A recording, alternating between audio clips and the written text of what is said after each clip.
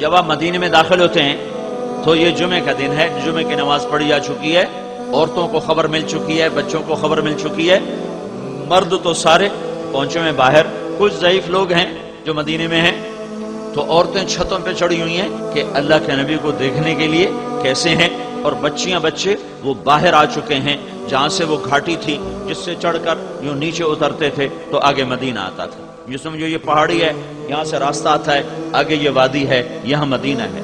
ادھر سے اللہ کے نبی تشریف لائے اور آپ کی اونٹنی یوں پہاڑ کے اوپر نمودار ہوئی ہے، پھر آپ کا چہرہ مبارک سامنے آیا ہے۔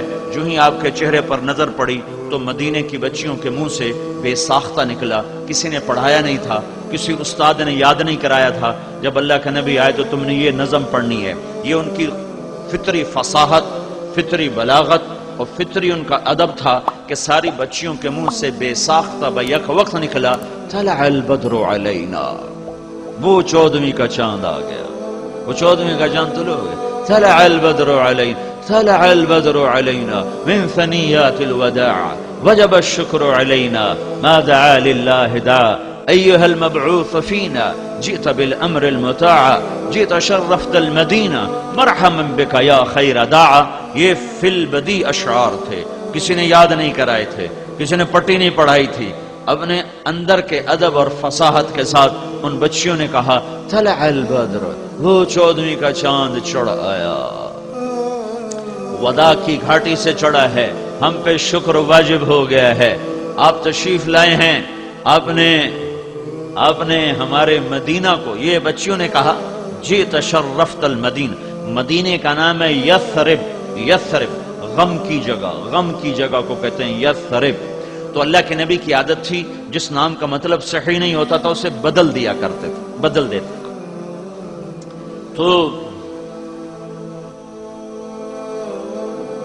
بچیوں نے کہا کہ آپ نے ہمارے مدینہ کو، مدینہ شہر کو کہتے ہیں، ویسے مدینہ شہر کو، مدینہ نام کوئی نہیں، مدینہ شہر کو کہتے ہیں، قریہ بستی کو کہتے ہیں۔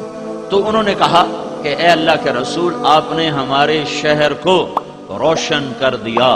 یہ لفظ اللہ کے نبی کو پسند ہے، جئت شرفت المدینہ، تو آپ نے وہاں پہنچتے ہی اس کا نام یثرب سے ہٹا کر مدینہ رکھ دیا ان بچیوں کے اس خوبصورت کلمات پر اور اشعار پر۔ طلع البدر علینا من ثنیات الوداع وجب الشکر علینا ما دعا للہ داع ایها المبعوث فینا جئت بالامر المطاع جئت شرفت المدینہ مرحبا بک یا خیر داع۔ یہ آخری جو جملہ تھا اس میں یہ لفظ آیا تو اللہ کے نبی نے اسے پسند فرمایا اور یثرب کا نام مدینہ رکھ دیا۔ 10 سال آپ نے یہاں محنت فرمائی ہے، اس کے بعد آپ 12,000 حجاج کو لے کر آپ مکہ کی طرف تشریف لے جا رہے ہیں، اور 4 ذو الحج کو آپ مکہ پہنچتے ہیں تو 12,000 حجاج تقریباً 1 لاکھ میں تبدیل ہو چکے ہیں۔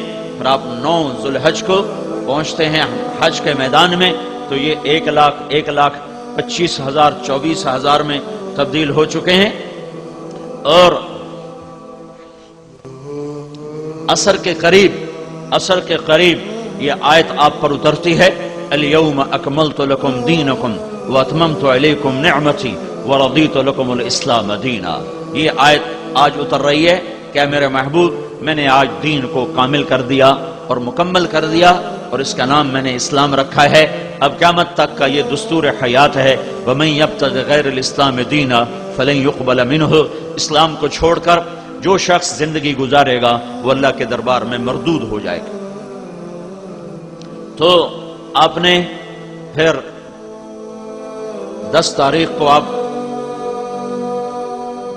مینا کی طرف چلے ہیں، رات مزدلفہ کا قیام ہے، اور آپ نے فضل بن عباس رضی اللہ تعالیٰ عنہ کو اپنے پیچھے بٹھایا ہوا ہے، اور آپ بڑے شیطان کے پاس پہنچتے ہیں، اونٹنی سے اترتے ہیں تو اسامہ رضی اللہ تعالیٰ عنہ آپ کی اونٹنی کی نکیل پکڑ لیتے ہیں، اور بلال رضی اللہ تعالیٰ عنہ آپ کے سر کے اوپر چادر تانتے ہیں، اور آپ 7 کنکر مارتے ہیں، اور پھر مجمع سارا وہیں اکٹھا ہو چکا ہے تو وہاں آپ 9 تاریخ کا خطبہ دوبارہ دہراتے ہیں ایک جملے کے اضافے کے ساتھ، فَلْيُبَلِّغِ الشَّاهِدُ الْغَائِبُ۔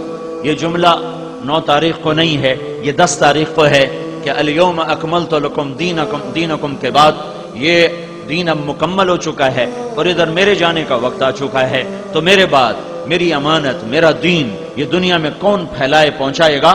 تو یہ انتظام کیا جا رہا ہے۔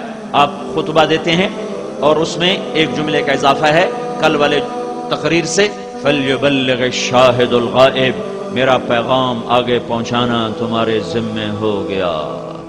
عالم نہیں کہا کہ میرا پیغام عالم پہنچائیں، عامل نہیں کہا کہ میرا پیغام عمل کرنے والے پہنچائیں، عمل والے تبلیغ کریں، بے عمل تبلیغ نہ کریں۔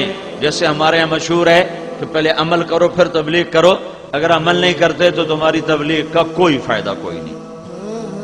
بھائیو، میرے نبی کا فرمان ہے الدال علی الخیر کفاعلہ، اگر میں نے کسی سے کہا کہ بیٹا حفظ کر لے اور وہ قرآن کا حافظ بن گیا اور میں حافظ نہیں ہوں تو مجھے اس کے حافظ بننے کا اجر ملے گا۔ میں نے کسی کو کہا کہ بھائی تہجد پڑھ، بڑے اجر کی چیز ہے، اور میں خود تہجد نہیں پڑھتا، اس کے تہجد پڑھنے کا مجھے اجر مل گیا۔ الدال علی الخیر کفاعلہ، یہ بات غلط ہے کہ عمل نہ ہو تو تبلیغ نہیں ہو سکتی ہے۔ عمل کے ساتھ بھی دعوت دینا ہے، عمل نہیں ہے پھر بھی تبلیغ کا کام کرنا ہے۔ اللہ کا نبی نے ایسا لفظ بولا ہے جس نے امت کے ہر فرد کو جکڑ لیا ہے، فَلْيُبَلِّغِ الشَّاهِدُ الْغَائِبُ، بتانے والے میرا پیغام آگے پہنچا دیں۔ الشاہد، بتانے والے، بتانے والے، عمل والے ہوں تو بہت سونے پہ سہاگا ہے، علم والے ہوں تو اور بھی اعلیٰ درجے کی چیز ہے، لیکن علم نہیں ہے تو بھی بتا، علم ہے تو بھی بتا، عمل ہے پھر بھی بتا، عمل نہیں ہے پھر بھی بتا کہ عالم کہاں، ہر دور میں عالم ہمیشہ تھوڑے، ہر دور میں عمل والے ہمیشہ تھوڑے، تو کیا تبلیغ کا کام سب سے چھٹی ہو جائے، سب کو معاف کر دیا جائے؟ کہ نہیں، کنتم خیر امت اخرجت للناس تأمرون بالمعروف وتنہون عن المنکر وتؤمنون باللہ، اے میرے محبوب کی امت، تم بڑی اعلیٰ بہترین امت ہو کہ تم میرے پیغام کو پہنچاتے ہو، بھلائیوں کو پھیلاتے ہو، برائیوں کو روکتے ہو، اور اس کا صلہ مجھ سے لیتے ہو۔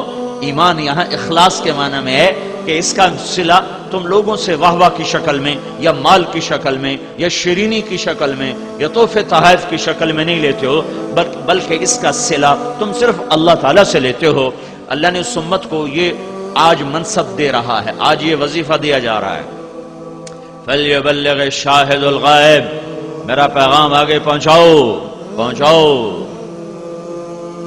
پھر آپ نے معمر بن، پھر آپ نے 100 اونٹ منگوائے جو آپ کے ساتھ تھے قربانی کے، اس میں سے 63 کو الگ کیا، پھر ان سے 5 کو الگ کیا، ان 5 میں سے ایک آپ کے سامنے کھڑا کیا گیا، آپ نے اس کو برچھا مارا، کھڑے کھڑے ذبح کیے، نحر گردن میں ایسے یوں کر کے۔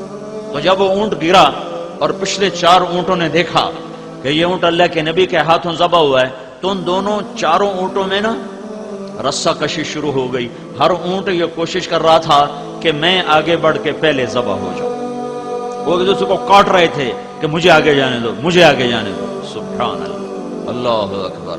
وہ 1.25 لاکھ کا مجمع یہ منظر دیکھ رہا ہے کہ اونٹوں میں لڑائی ہو رہی ہے، ادھر گھسیٹ کے لانا پڑتا ہے، ادھر وہ خود آگے بھاگ رہے ہیں کہ مجھے ذبح ہونے دو، مجھے ذبح ہونے دو۔ آپ نے 63 اونٹ ذبح کر کے پرچہ پھینک دیا اور علی سے کہا، علی اس کو اعلان کر دو کہ جو لے جانا چاہے لے جاؤ، اور ہر اونٹ میں سے ایک ایک بوٹی کاٹ کر دیگ چڑھا دو۔ اور اپنی بیویوں کی طرف سے آپ نے ایک گائے ذبح فرمائی۔ پھر آپ نے معمر بن عبداللہ رضی اللہ تعالیٰ عنہ کو بلوایا اور ان کے سامنے ایسے بیٹھ گئے، ایسے کر کے پاؤں کے بل ایسے بیٹھ گئے، اور فرمایا، معمر اب نبی کی گردن تیرے ہاتھ میں ہے، پتہ نہیں تو کیا کرے گا۔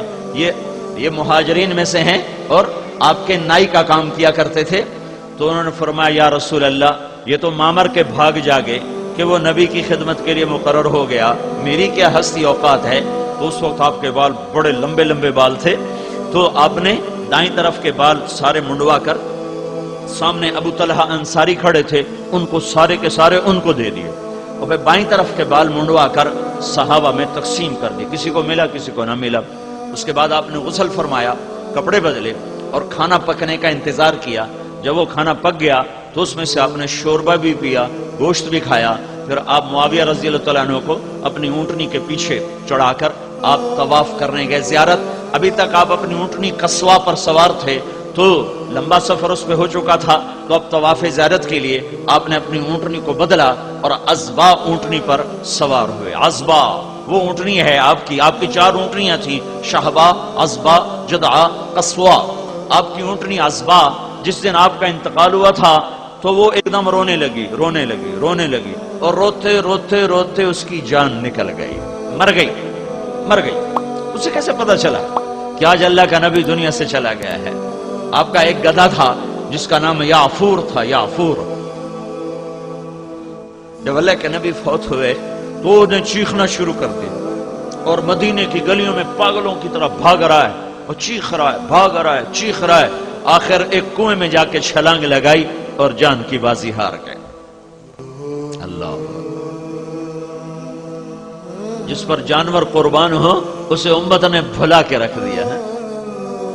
سارا برے والا چھان برا ہی بن کے رہ گیا اور اللہ کے محبوب کی پاک زندگی کتابوں میں رہ گئی.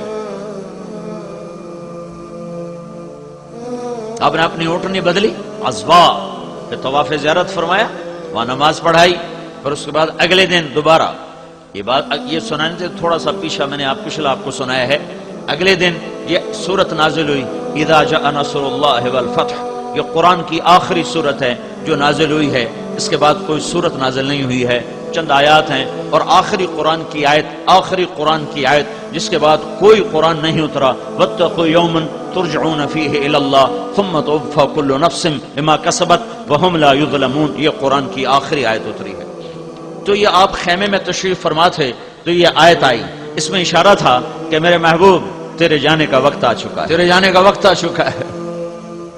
فسبح بحمد ربک واستغفر. تیاری کرو. تو آپ اس دن نکلے ایک دم اس آیت کے اترنے کے بعد، اس سورت کے اترنے کے بعد، اور آپ نے جمرات کی رمی فرمائی، پہلا اور دوسرا اور تیسرا. ہر جمرے کو رمی، ہر شیطان کو رمی کرنے کے بعد آپ بیت اللہ کی طرف منہ فرما کے دعا مانگی آپ نے. اور یہ دعا اتنی دیر مانگی جتنی دیر میں سورہ بقرہ پڑھی جاتی ہے. سورہ بقرہ یہ کوئی پونے گھنٹے کی دعا آپ نے مانگی. پھر دوسرے شیطان کو کنکر مارے، پھر کوئی پونے گھنٹے کی دعا مانگی. پھر تیسرے شیطان کو کنکر مارے. پھر مجمع آپ کے کچھ ساتھ تھا، کچھ خیموں میں تھا. تو آپ وہاں اپنی اونٹنی پر تشریف فرما ہوئے. ابو بکرہ رضی اللہ تعالیٰ عنہ آپ کی اونٹنی کے ایسے نیچے کھڑے تھے، ایسے ہی منہ کے نیچے ہی، اور اونٹنی کا لعاب ابو بکرہ کے کندھے پر گر رہا تھا، یوں گر رہا تھا. انہوں نے ایسے اونٹنی کی نکیل کو پکڑا ہوا. تو اس میں اللہ کے نبی نے یہ جملہ بولا، ایھا الناس عسى الا تلقوني بعد عامی ھذا. جو درد ہے اس جملے میں تمہیں بتا نہیں سکتا ہوں. ہائے مرنے والا جب حسرت سے دیکھتا ہے اپنی اولاد کو تو وہ جو بولتا ہے وہ الفاظ نہیں ہوتے، وہ دوری دھار کا خنجر ہوتا ہے جو قلب و جگر کو چیر کے رکھ دیتا ہے. تو آپ کو نظر آ گیا تھا کہ میرے رب نے میرے روانہ ہونے کا اعلان کر دیا ہے. تو سامنے اپنا گلشن تیار ہے، جو اسے مالی گلشن کو دیکھتا ہے جو چھوڑنا پڑ رہا ہو تو کیا اس کی حسرت ہوتی ہے. اس ایک جملے میں جو حسرتیں ہیں میں اس پر رو تو سکتا ہوں، میں اسے الفاظ میں نہیں لا سکتا. ایھا الناس عسى الا تلقوني بعد عامی ھذا. لوگو یہ میری تمہاری آخری ملاقات ہے. آج کے بعد تم مجھے دیکھ نہ پاؤ گے. اس 11 تاریخ کے خطبے میں اب جب مینا میں عرفات میں جب آپ کو کسی بات کی ضرورت پڑتی تھی تو ربیہ بن خلف یہ آپ کے قریب کھڑے تھے. تو آپ ان سے کہتے ربیعہ لوگوں سے کہو اللہ کا رسول یہ کہہ رہا ہے. ان کی آواز بلند تھی تو کہتے لوگو اللہ کا رسول یہ فرما رہا ہے. لیکن آج جذبات اور جدائی کا غم اور جذبات اور محبت اور شفقت اور فراق اتنا کچھ اکٹھا ہو گیا تھا کہ جوش میں آپ کی آواز بلند ہوئی اور کسی ترجمان اور کسی کو کہنے کی ضرورت نہیں تھی. 4 میل لمبی وادی ہے مینا کی. مزدلفہ کے ابتدا اور مینا کے آخری کنارے تک اللہ کے نبی کی آواز بغیر سپیکر کے جا رہی تھی،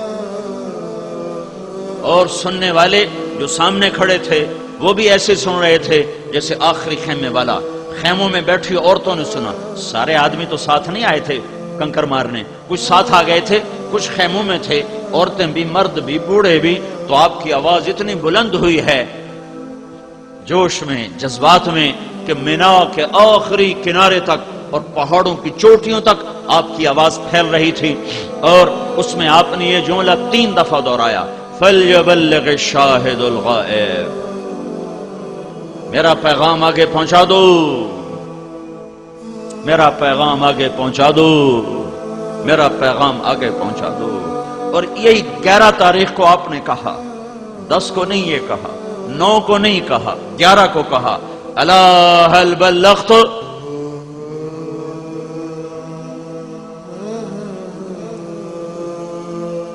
کیا میں نے اللہ کی امانت کو پہنچا دیا؟ الا هل بلغت، کیا میں نے اللہ کی امانت کو پہنچا دیا؟ یہ 11 تاریخ کو تو پتا ہے کہ بس اب جانا ہی ہے، تو پھر سب نے کہا بلغت الرسالہ وأديت الامانہ ونصحت الامہ، یا رسول اللہ ہم گواہ ہیں، آپ نے پیغام پہنچا دیا، آپ نے امانت کو منتقل کر دیا۔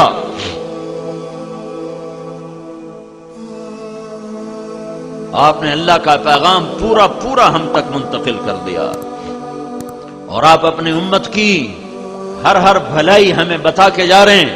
تو کہا اللہم اشہد، اللہم اشہد، اللہم اشہد، اللہ گواہ ہو جا، یہ کہہ رہے ہیں میں نے تیرا پیغام پہنچا دیا ہے۔ یہ 11 تاریخ کو یہ تبلیغ کا کام امت کی طرف منتقل ہوا، فَلْيُبَلِّغِ الشَّاهِدُ الْغَائِبُ، جاؤ میرا پیغام آگے پہنچا دو۔ یہ تبلیغ کا کام کوئی تحریک نہیں، کوئی جماعت نہیں، یہ امت کا اصل کام ہے۔ جتنے دین کے کام ہیں تبلیغ کے سوا وہ طلبگاروں کے لیے ہیں، بے طلب کے لیے اس میں کوئی پیغام۔ ابھی ظہر کے وقت ایک شخص نے مجھ سے کہا، وہ بہاڑی میں، کہ میں اپنا بیٹا آپ کے مدرسے میں داخل کرانا چاہتا ہوں۔ میں نے کہا میرے پاس کوئی جگہ نہیں ہے، ایک بستر بچھانے کی بھی جگہ کوئی نہیں ہے، میں معافی چاہتا ہوں، میں داخل نہیں کر سکتا۔ دعوت ہے جس میں وسعت ہے سمندر کی طرح، جس میں اٹھان ہے بادلوں کی طرح، جس میں فیضان ہے بارش کے قطروں کی طرح، جو طلبگار پہ بھی برستا ہے، بے طلب پہ بھی برستا ہے۔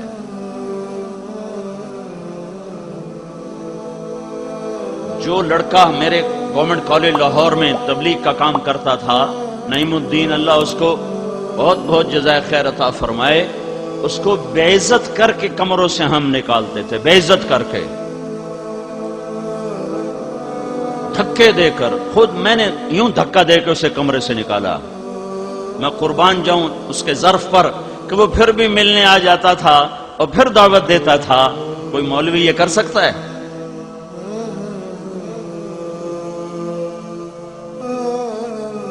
کیا کام ہے، عجب کام ہے۔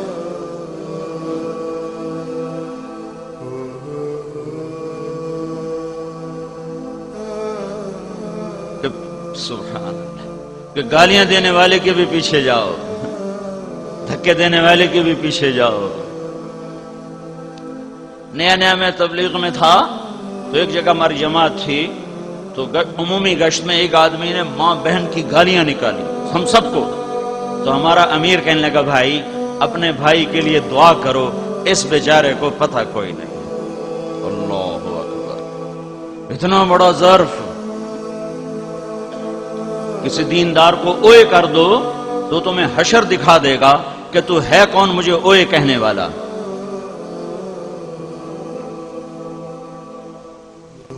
تو میرے بھائیوں 11 تاریخ کو یہ ذمہ داری امت کی طرف منتقل ہوئی ہے،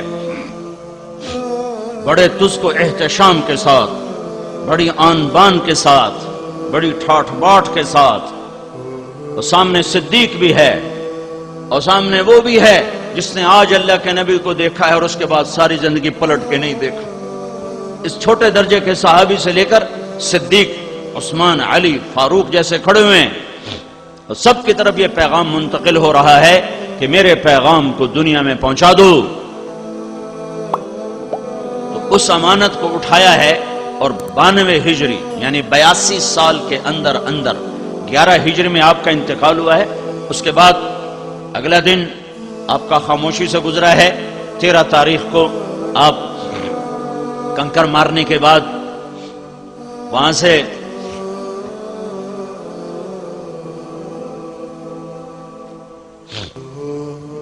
رات آپ نے وادی ابتا میں آ کے قیام کیا ہے، اور تہجد کی نماز کے وقت آپ نے جا کر طواف زیارت فرمایا ہے، اور پھر فجر کی نماز آپ نے حرم میں ادا فرمائی ہے اور سورہ والطور کی تلاوت فرمائی ہے، اور 14 کی صبح کو آپ مکہ سے نکلے ہیں۔